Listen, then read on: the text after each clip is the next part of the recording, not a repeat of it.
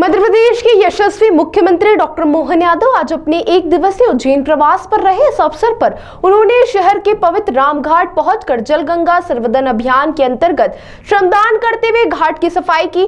मुख्यमंत्री ने स्वयं घाट की सफाई करते हुए जनमानस को स्वच्छता और जल संरक्षण का संदेश दिया। सफाई के उपरांत उन्होंने मां शिप्रा में डुबकी लगाई और विधिवत पूजा अर्चना कर प्रदेश की सुख समृद्धि की कामना की।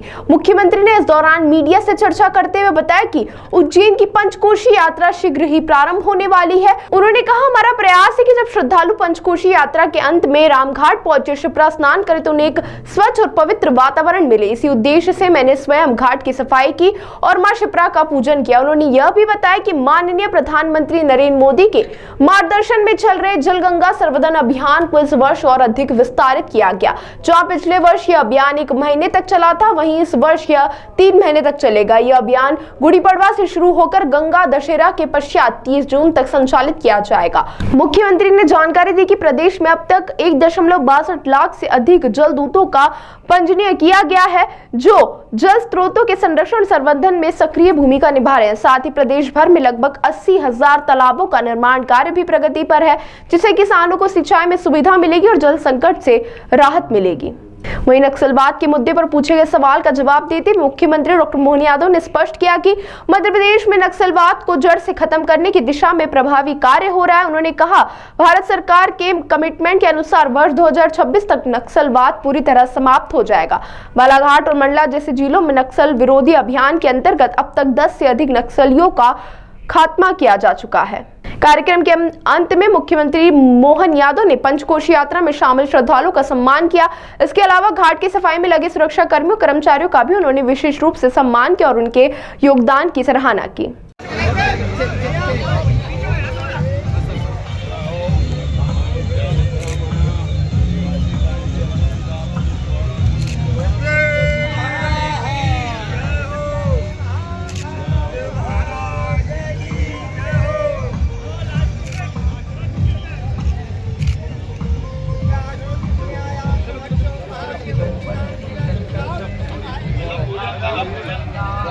मुझे इस बात का संतोष है कि हमारे अपने जल गंगा संरक्षण अभियान का लगातार 30 मार्च गुड़ी पड़वा से 30 जून तक अभियान चल रहा है।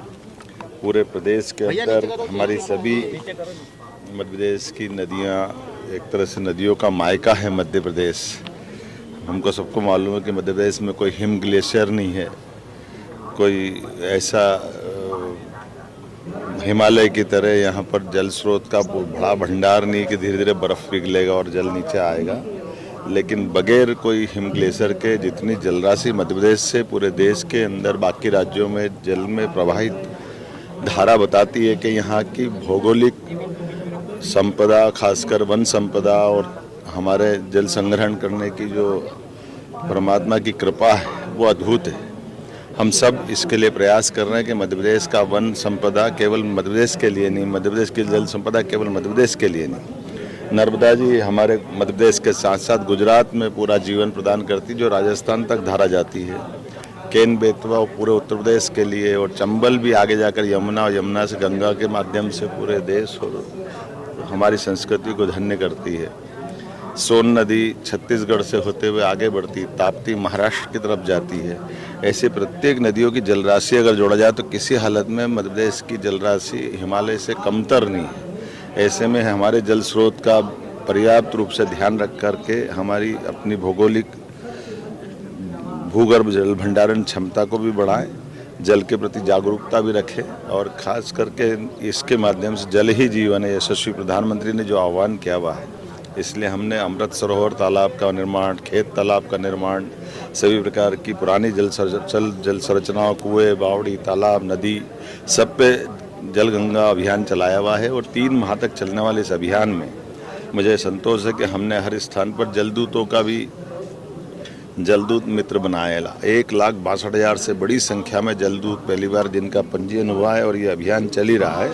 मेरी अपनी ओर से प्रदेश से सभी नागरिकों से आह्वान है कि हमारे अपने जीवन में जल का अत्यंत महत्व है। ऐसे में हम सब जल स्रोतों का ध्यान रखें, स्वच्छता का ध्यान रखें, इनके पुनर्भंडारण से लेकर के सभी कामों में शासन के साथ कदम से कदम मिला के बढ़े। मेरी अपनी ओर से पुनः आप सबका अभिनंदन। मुझे इस बात का संतोष है, बहुत सारी चीज़ों में आगे बढ़ा रहे हैं, खास करके कामधेनु गोपालन योजना डॉक्टर अंबेडकर जी के नाम पर जो लोगों के जीवन की ज़िंदगी बेहतर करेगी। साथ ही साथ गौशालाओं के लिए अनुदान की राशि 20 से बढ़ा करके 40 की है। बड़ी गौशाला जो 5000 से बड़ी खोलने वाले उनको भी वित्तीय मदद हम करने वाले। कई प्रकार से प्रदेश के अंदर गोधन बढ़े, इस पे हम काम कर रहे हैं। मुझे इस बात का संतोष है कि लगभग 9% की गौ दूध की हमारी जो क्षमता है उसको 20% तक बढ़ाने के लिए हमने सहकारिता समितियों के लिए माननीय गृह मंत्री और सहकारिता मंत्री श्रीमान अमित शाह जी के सामने जो कमिटमेंट किया, हम उस पर आगे बढ़ रहे हैं। उम्मीद करेंगे कि बहुत जल्दी ये दूध की राजधानी देश के अंदर मध्य प्रदेश बनेगा। सर, छत्तीसगढ़ की जैसे नक्सलवाद जो मध्य प्रदेश में कुछ इलाकों में है उसको भी खत्म करने का चैलेंज। नक्सलवाद की हमारे भारत सरकार के कमिटमेंट के 2026 तक नक्सलवाद समाप्त होगा। हम उस पर काम कर रहे हैं और यही परिणाम दे रहे हैं कि हमने बालाघाट मंडला में लगातार नक्सलवादियों के खिलाफ मूवमेंट चलाएं और 10 से ज़्यादा दुर्दांत आतंकवादी मारे भी गए, नक्सलवादी मारे गए हैं और आने वाले समय में या तो सरेंडर करें या मार दिए जाएंगे। इसके अलावा कोई बीच का रास्ता नहीं है। जनता के महफूज रखने के लिए नक्सलवाद को लाल सलाम को समाप्त करने का हम सबका संकल्प माननीय यशस्वी प्रधानमंत्री के नेतृत्व में और माननीय गृह मंत्री के नेतृत्व में हम सतत कर रहे हैं। ताज़ा खबरों के लिए सब्सक्राइब करें JSR टाइम्स और साथ ही नोटिफिकेशन पाने के लिए बेल आइकन को दबाएं।